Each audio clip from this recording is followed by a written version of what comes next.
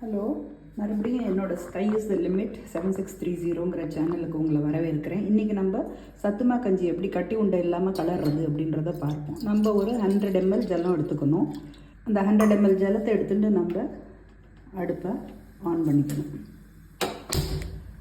On பண்ணிட்டு அது சூடாகிறதுக்கு முன்னாலேயே, ரொம்ப சூடாக எடுத்தோம்னா அது கட்டி கட்ட ஆரம்பிச்சிடும். அது சூடாகிறதுக்கு முன்னாலேயே நம்ம சத்து மாவை 100 mlக்கு 1 டீஸ்பூன் இல்லைன்னா 1.25 டீஸ்பூன், ஓகேவா? அதுக்கு மேலே நம்ம போட்டுக்கூடாது. ஏன்னா அதுக்கு மேலே அந்த ஜலத்தால் அந்த சத்து மாவை கழுவி பண்ண முடியாது. ஸோ இப்போ இந்த மாதிரி நம்மளுக்கு கட்டி கட்டாமல் நம்ம நல்லா முதல்ல கலரிடணும். சின்ன தீலையே, நம்ம பாட்டையில் நிழல் தீலன்னு சொல்லுவாள், நிழல் தீலையே நம்ம இதை கலரிண்டே இருக்கணும். கலரிச்சு நம்ம இது கூட 1 டீஸ்பூன் சர்க்கரை, அதில் ஒரு 2 கேசர்னு சொல்லுவாள் ஹிந்தியில், தமிழில் குங்குமப்பூன்னு சொல்லுவாள். 2 குங்குமப்பூ போட்டுக்கலாம். எப்போவுமே ராத்திரி பால் சாப்பிட்றச்சேவோ இல்லாட்டா இந்த மாதிரி கஞ்சி சாப்பிட்றச்சேவோ எப்போவுமே நம்ம 2 குங்குமப்பூ போட்டுக்கிறது நல்லது. வேறு எந்த ஐட்டமும் பண்ணாத ஒரு காரியத்தை இந்த குங்குமப்பூ பண்ணும்.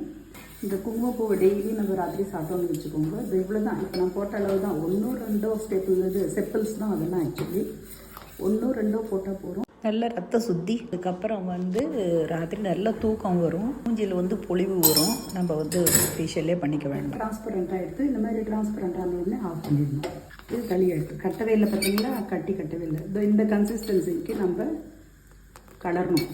இதோட கெட்டியாக கலர்றதுக்கு நம்ம ட்ரை பண்ணக்கூடாது. இதை ராத்திரி நம்ம மூடி வச்சிட்டோம்னு வச்சுக்கோங்க. துளி ஜலத்தை ஒரு தட்டில் கொட்டி, ஃபார் எக்ஸாம்பிள் இப்படி ஒரு தட்டை போட்டு அதில் கொஞ்சம் ஜலத்தை குத்தி மூடி வச்சுடலாம். ஜலத்தை ஏன் குத்துறதுன்னா கண்டென்ஸ் ஆகாமல் இருக்கிறதுக்கோசரம் குத்தணும். இல்லைன்னா கண்டென்ஸ் ஆகி அந்த ஜலம் கீழே கொட்டும். அதுக்கோசரம் இதை கொட்டி ராத்திரி மூடி வச்சுடலாம். கார்த்தால எழுந்து சாப்பிட்லாம். கார்த்தால மூடி வச்சுட்டு சாயங்காலம் சாப்பிட்லாம். இப்படி சாப்பிட்டா என்ன ஆகும்னா நம்மளுக்கு சத்துமா ஃபுல் பொட்டென்ஷியல், அதில் இருக்க ஸ்டார்ச் எல்லாம் போயிடும். நம்மளுக்கு ஸ்டார்ச் இல்லாத சத்து மாவு கிடைக்கும். அதுதான் உடம்புக்கு ரொம்ப நல்லது. ஸ்டார்ச் இல்லைன்னா ப்ரோட்டீன். மோஸ்ட்லி ராத்திரியில் நம்ம சாப்பிட்ணுன்னா பால் குத்தி சாப்பிட்றது இஸ் அட்வைசபிள். படிக்கு பாதி 100 ml நீங்கள் சத்து மாவு கரைச்சின்னு இருக்கீங்கன்னா 100 ml பால் குத்திக்கணும். இது காத்தால குத்தினாலும் சரி, ராத்திரி குத்தினாலும் சரி, படிக்கு பாதி. ராத்திரியில் பால் குத்தி சாப்பிட்லாம். கார்த்தால வெளியில் சத்து மாவை இதே மாதிரி கலரலாம். சர்க்கரைக்கு பதில் கொஞ்சம் பொருள் உப்பு போட்டுக்கலாம். போட்டுட்டு இப்போ ரெடிமேட் சத்து மாவுனா அதில் ஏலக்காய் வாசனையோட கூட வந்துடுறது.